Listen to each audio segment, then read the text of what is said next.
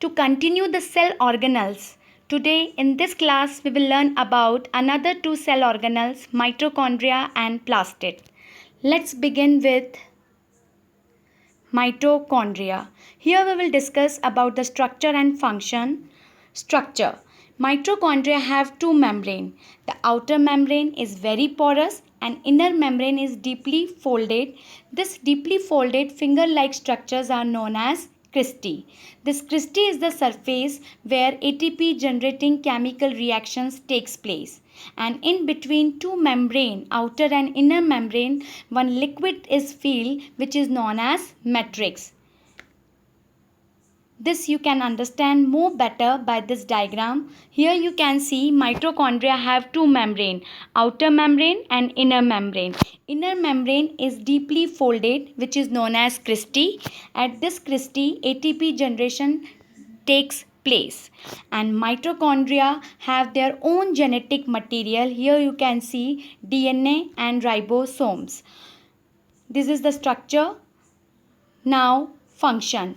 At the place of cristae, ATP generation takes place.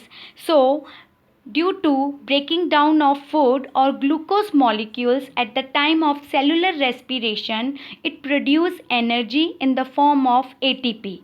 ATP, which is the energy currency of the cell. That's why mitochondria is known as powerhouse of the cell. It is going to produce energy. That's why it is known as powerhouse. ATP is adenosine triphosphate. And another important feature is that mitochondria have their own genetic material, DNA and ribosomes. Now, our next cell organelle is plastid. As we have already discussed that in differentiation between plant and animal cell, plastid only present in plant cell which help in photosynthesis. If we are going to discuss about the structure of plastid, you can see in this diagram, plastid also made up from two membrane, outer membrane and inner membrane.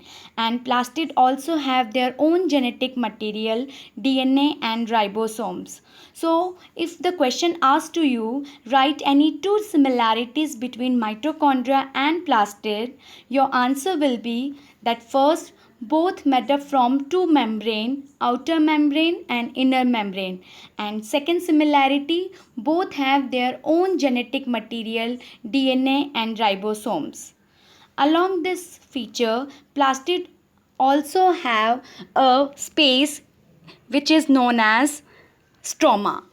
Here is the structure of plastid. Now next is types of plastid. If we are going to see types of plastid, there are three types of plastid. Chloroplast, which you can see in the diagram, green color, chromoplast, other rest of the colors, and leucoplast is colorless.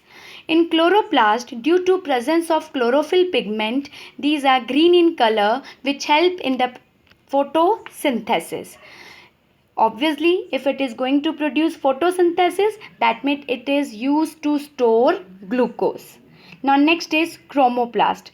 Chromoplast contain another pigments which carry red, orange, yellow colors. So it give color to fruits and flowers. If I ask you why tomato is red in color, so what will be your answer? Due to presence of chromoplast. Now third type of plastid is leucoplast. Leucoplast, in this pigments are absent, that's why they are colorless. But it perform very important function. It store food in the form of starch, oil and proteins. So here today we discuss about the mitochondria and plastid. Thank you.